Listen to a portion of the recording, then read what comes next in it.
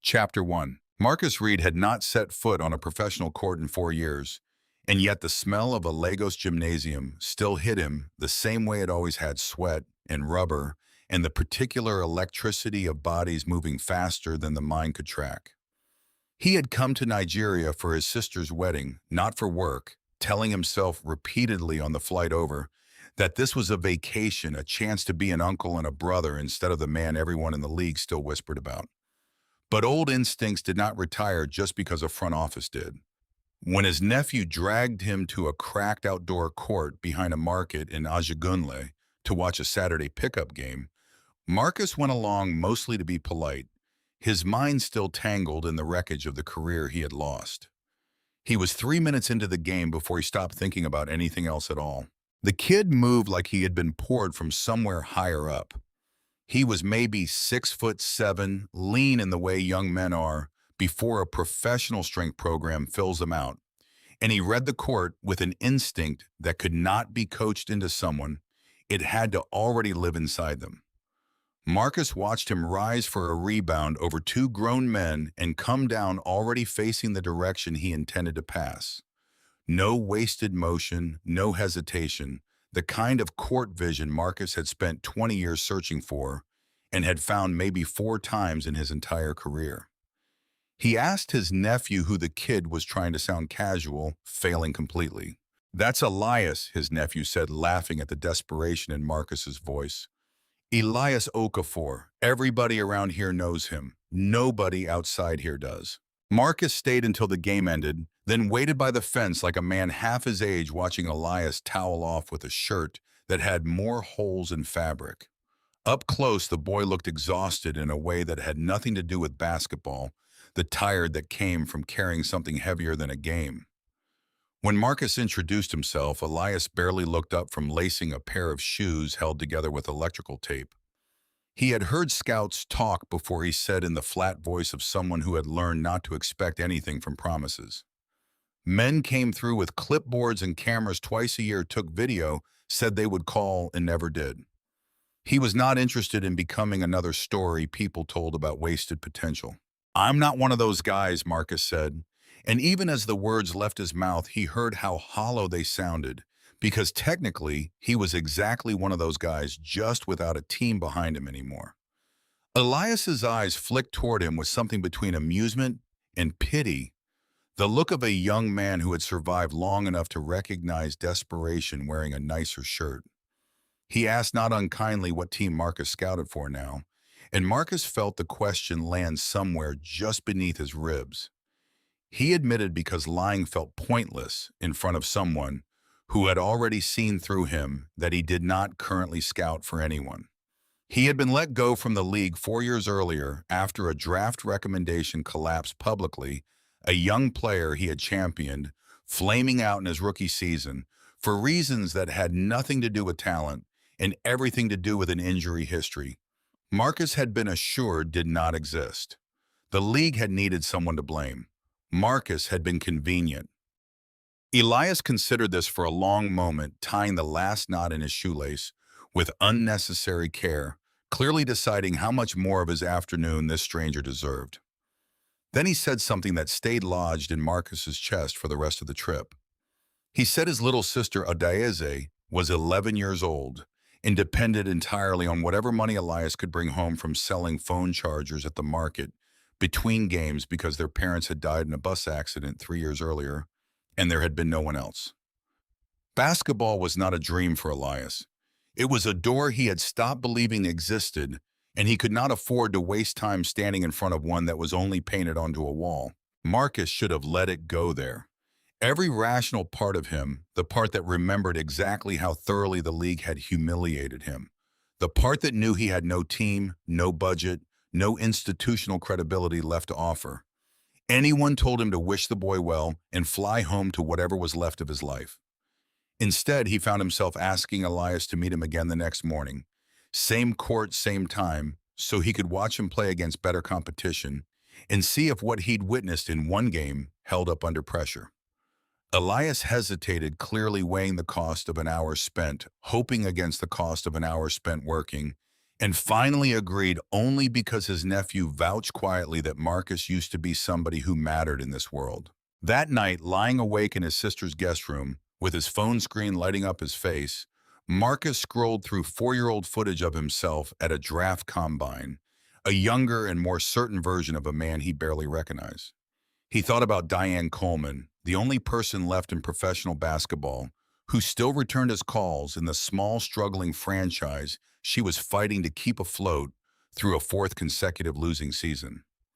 He thought about his son Tobias, who had not spoken to him in 11 months, and the particular ache of knowing his own child believed not unreasonably that basketball had always mattered more to Marcus than family did. And he thought about Elias's hands steady and sure, even while tying a broken shoelace, and the terrifying electric certainty settling into his chest that he had just found something worth risking everything for one more time, even if everyone he had ever trusted was going to tell him he was chasing a ghost. Chapter 2. The second morning went better than Marcus had dared to hope, and worse than he could afford.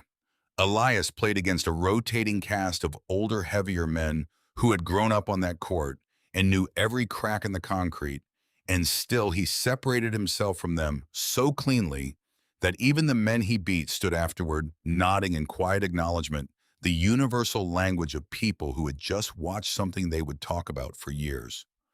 Marcus filmed nearly 2 hours of footage on his phone hands, unsteady with an excitement he had not let himself feel in years, and by the time he boarded his flight back to the United States 3 days later, he had made a decision that frightened him more than anything he had done since his firing. He was going to bring this footage to Diane Coleman and ask her to gamble the last of her franchise's credibility on a phone charger salesman from Ejagunle that nobody outside a 4-block radius had ever heard of. Diane's office smelled like stale coffee and the particular exhaustion of someone managing a losing team on a budget that shrank every season. She watched the footage twice without speaking, which Marcus had learned over 15 years of working together meant she was either deeply impressed or deeply annoyed. And with Diane, it was never obvious which, until she opened her mouth. When she finally spoke, she asked the question Marcus had been dreading since the plane. She asked what exactly he expected her to do with grainy phone footage of an unsigned, untested 19-year-old from a country with no NBA scouting infrastructure, brought to her by a man the entire league still associated with the Devon Cole disaster. Marcus flinched at the name the young player he had championed years earlier, the one whose failure had cost him everything, but he did not look away from her. "I know how this looks," Marcus said, leaning forward, the desperation in his voice impossible to fully disguise, no matter how professional he tried to sound. "I know what my name is worth right now. But Diane, I have seen maybe 5 players in my entire career move like this kid moves, and every single one of them is playing on television right now, making more money in a season than your entire roster combined. You don't need my reputation to believe this. You need one workout, one flight, one afternoon in a gym to see it with your own eyes." Diane rubbed her temples, and for a long moment, the only sound in the office was the hum of a failing air conditioner neither of them had the budget to fix.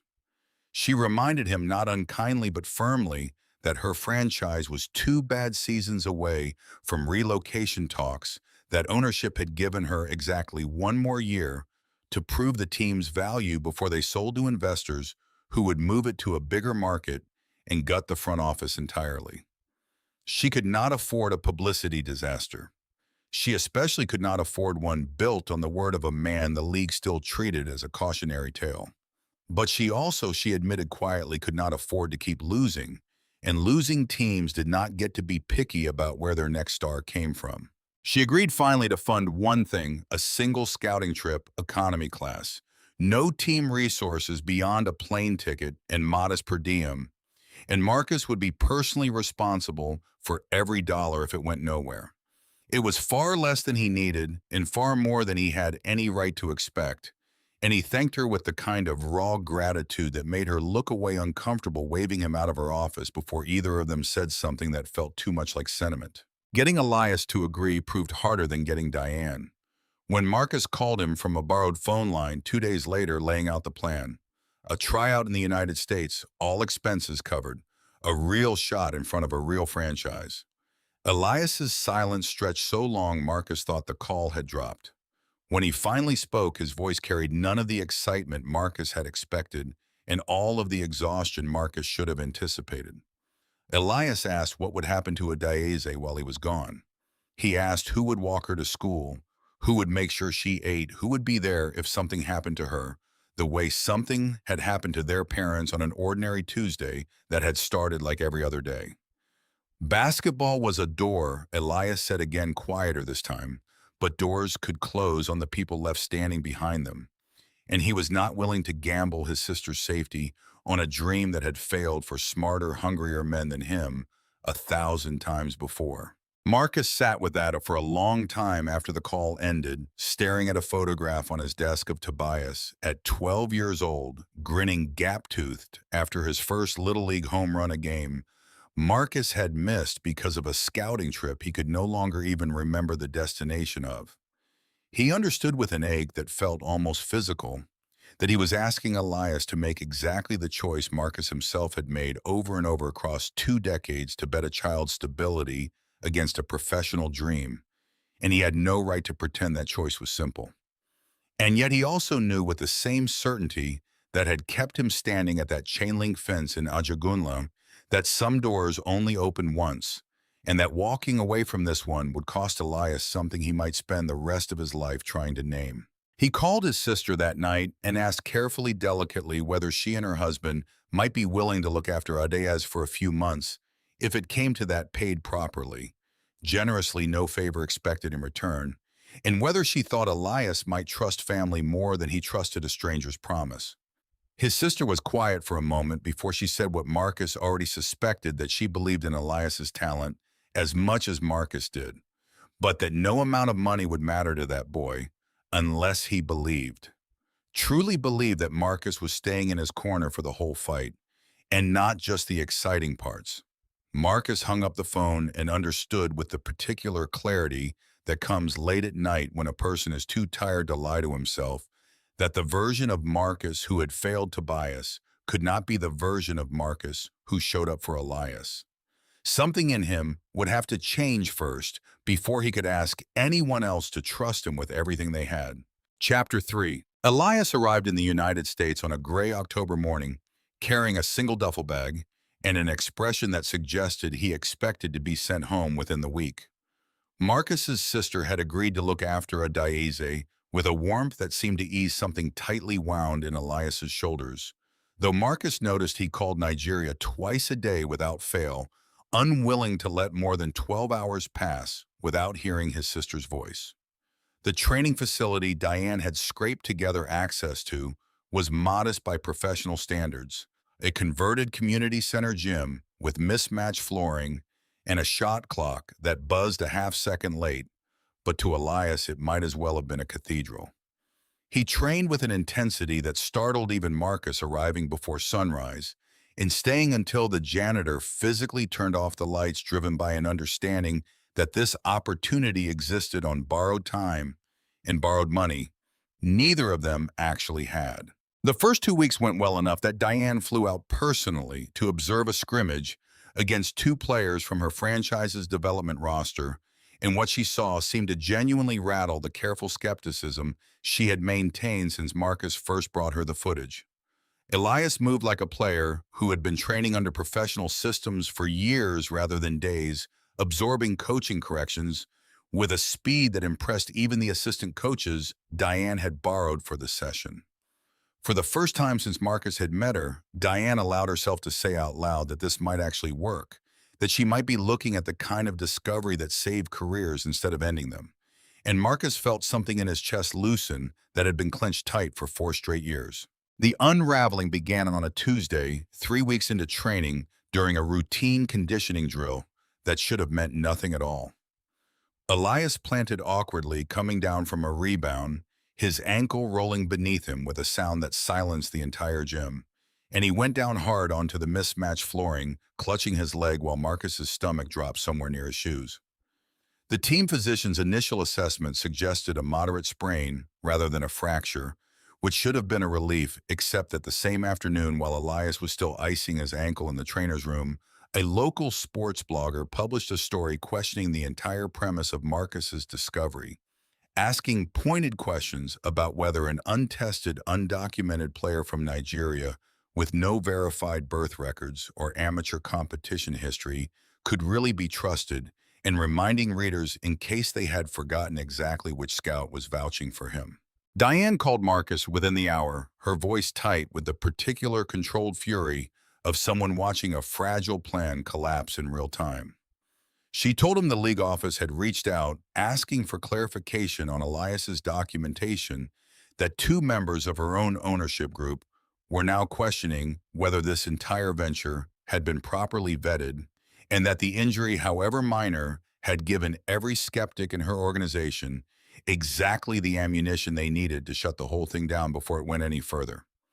She did not blame Marcus outright, but the silence underneath her words carried the unmistakable weight of a woman wondering whether she had made a catastrophic mistake, trusting a man the league had already discarded once. Marcus drove to the trainer's room that night and found Elias sitting alone in the dark ice pack, forgotten on the table beside him, staring at his phone, with an expression Marcus recognized immediately, because he had worn it himself more times than he could count. The look of a person watching a dream dissolve in real time and trying to remember how to breathe through it. Elias told him quietly that he had already looked up flights back to Lagos. He said he had known somewhere underneath the hope that this was always going to end this way, that boys like him were allowed to almost make it and never actually arrive, and that at least now he could go home before the disappointment became something Adeyezi had to witness in person.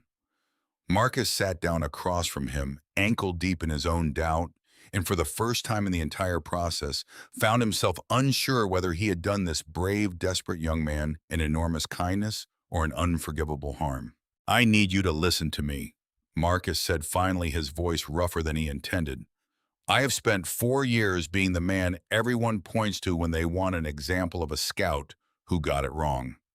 I know what it feels like to have people decide who you are based on the worst thing that ever happened to you. But I did not fly halfway around the world and beg a broke franchise for a plane ticket because I thought you might be good enough. I did it because I have not been that certain about anything in my entire career. And I am not certain now because of one bad blog post and one rolled ankle." Elias did not answer right away, but he did not reach for his phone again either. And in the heavy silence between them, Marcus understood that whatever happened next would depend entirely on whether he could prove with actions instead of promises that he actually meant what he had just said. Chapter 4. The days that followed asked more of Marcus than any stretch of his career ever had, including the 4 years he had spent unemployed and humiliated after the Devon coal collapse. He spent his mornings in Diane's office building a case for Elias's legitimacy, tracking down school records through a contact at the Nigerian embassy, arranging verified footage of Elias's earlier amateur games, and personally guaranteeing in writing that he would cover any cost the franchise incurred if the vetting process uncovered problems. He spent his afternoons in the trainer's room with Elias, not talking basketball at all, most days just sitting with him through rehabilitation exercises and reminding him in the plainest language he had that a rolled ankle healed and a canceled flight could always be rebooked. But a young man who quit the moment things became difficult would spend the rest of his life wondering what would have happened if he had stayed one more week. It was during this stretch that Marcus finally called Tobias, not to ask for anything, but because watching Elias fight to protect his relationship with his sister 4,000 miles away had made Marcus painfully aware of how little effort he had spent protecting his relationship with his own son. The call started awkwardly, both of them circling around 11 months of silence with the careful caution of two people unsure whether old wounds had healed or simply scarred over.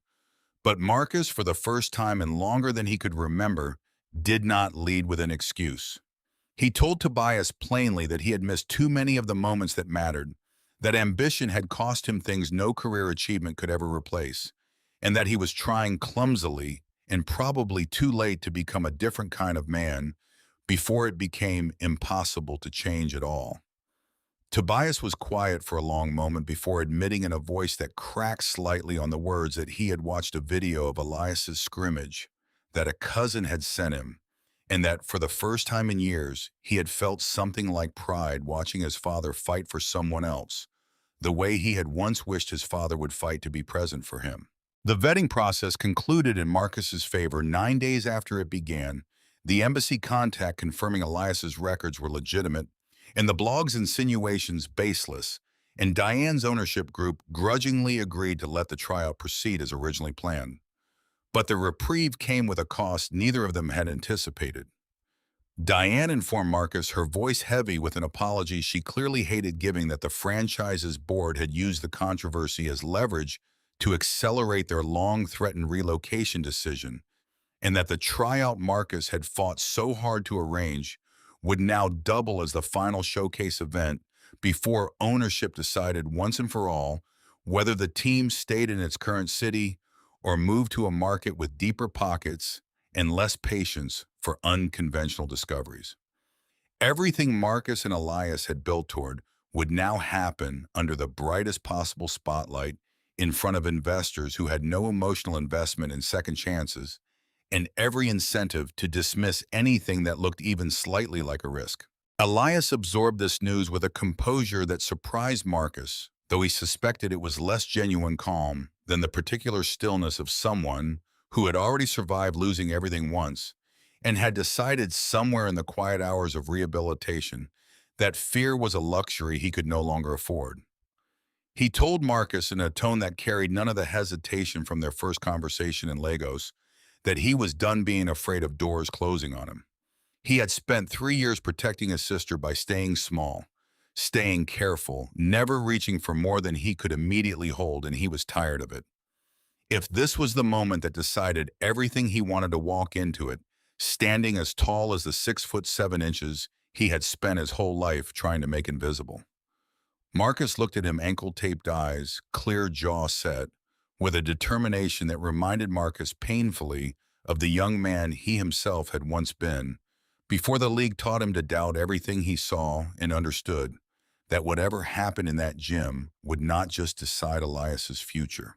It would decide whether either of them still believed second chances were real. Chapter 5. The showcase was scheduled for a Saturday afternoon in front of a small but consequential audience. 3 members of the ownership group deciding the franchise's fate. 2 independent scouts Diane had quietly invited from rival organizations, hoping to poach whatever talent surfaced. And Tobias, who had flown in the night before without telling his father until he was already standing in the parking lot, unable to explain exactly why he needed to be there, except that he did not want to miss this one. Elias warmed up in near silence, his taped ankle holding steady under the weight of quiet, focused repetition, while Marcus stood at the edge of the court, fighting the same nauseating mixture of hope and dread that had defined every major moment of his career. Except this time, the stakes belonged to someone else's life as much as his own. What followed was 30 minutes that Marcus would replay in his memory for years afterward, not because it was flawless, but because it was honest. Elias missed his first 2 shots, visibly shaking off nerves that even his composure could not fully disguise, and for one terrible moment, Marcus watched the ownership group exchange the kind of glance that precedes a decision already made. But then something in Elias seemed to settle the way it had that first afternoon on the cracked court in Ajagunle, and he began playing not like a boy trying to prove himself, but like a young man who had simply decided to stop being afraid of being seen. He read the floor with the same uncanny instinct Marcus had recognized instantly months earlier, anticipating passes before they were thrown, protecting the rim with a timing that belonged to players twice his experience.